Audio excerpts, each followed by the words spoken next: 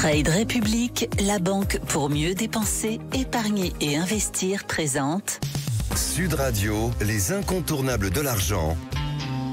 Thomas Binet. Bienvenue dans ce nouvel épisode d'Oser investir, les incontournables de l'argent. Je suis accompagné ce soir de Mathias Bassino, directeur des marchés européens de la néobanque Trade République. Bonsoir Mathias. Bonsoir Thomas. Mathias, on va parler des notations que les banques font de leurs clients pour les crédits. Oui, mais bien entendu, parce que les clients sont notés, il faut le savoir. Alors justement, ça fonctionne comment cette notation, Mathias ? Alors c'est pas comme à l'école.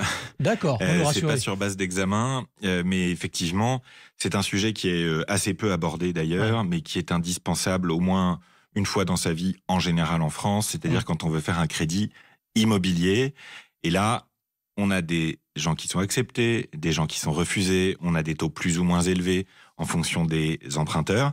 Et tout ça part d'un secret qui est relativement bien gardé, c'est-à-dire que vous êtes noté. Alors, plus précisément, c'est la gestion de votre compte qui est notée et la solidité de vos perspectives financières.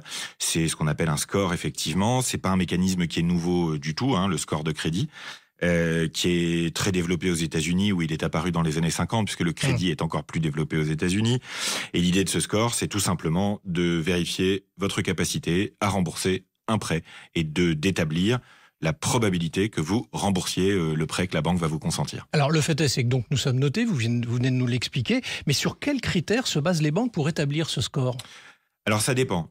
Si on prend les États-Unis, c'est très encadré. Il y a des entreprises dont c'est le rôle de faire le score de crédit des gens, qui sont autorisées à le faire. En France, c'est plus souple. Chaque grand groupe bancaire a sa formule. Il y a des initiatives qui ont été prises pour essayer d'harmoniser un petit peu ces scorings, mais c'est pas encore pleinement développé. Donc ça reste encore à la discrétion des banques. Et ça dépend de votre situation professionnelle, évidemment, le type de contrat, ça on le sait tous, CDI, CDD ou entrepreneur, etc. L'ancienneté dans le job que vous avez, le niveau de seniorité, votre âge, votre état de santé, bien sûr. Et puis les revenus, tout simplement, que vous avez. Si vous avez déjà un crédit et le taux d'endettement que vous avez déjà, c'est-à-dire combien vous devez rembourser de crédits existants par rapport à votre salaire. Donc, au premier abord, c'est des critères qui sont relativement simples. Mais évidemment, ça va un peu plus loin. Il y a aussi toute la notion de la dynamique de votre compte qui est souvent sous-estimée. Est-ce que vous êtes régulièrement à découvert ? Est-ce que vous avez des factures impayées ? Comment vous générez de l'épargne ? Donc la manière dont vous gérez votre compte bancaire est importante, elle aussi.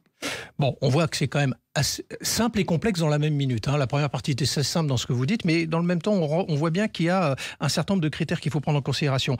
Mais du coup, la question qu'on se pose derrière, c'est les conséquences, les effets de ce scoring ou ce score.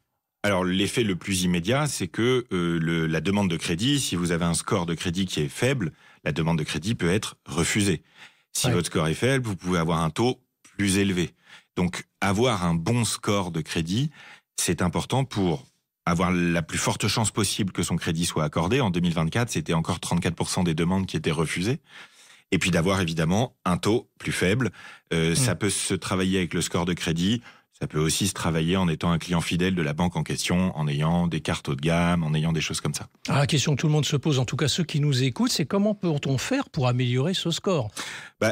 Le plus important, je dirais, c'est d'avoir une bonne gestion financière, c'est-à-dire d'avoir un compte courant qui démontre que vous êtes quelqu'un qui a pris son argent en main. Et donc, ça tombe bien, c'est utile pour vous aussi de prendre votre argent en main. Ensuite, bien sûr, vous avez la possibilité de faire appel à un courtier, un intermédiaire dont c'est le métier qui vous aidera à présenter votre dossier de la meilleure des manières et qui négociera pour vous le meilleur taux possible. Ne pas sous-estimer l'importance. Chaque point de pourcentage, c'est beaucoup d'argent. Bon, donc ce que je retiens de notre échange ce soir, c'est qu'il faut faire attention tout au long de sa gestion financière quelque part. C'est bien ça ? Bien sûr, c'est ça. C'est la régularité aussi qui est récompensée. La régularité.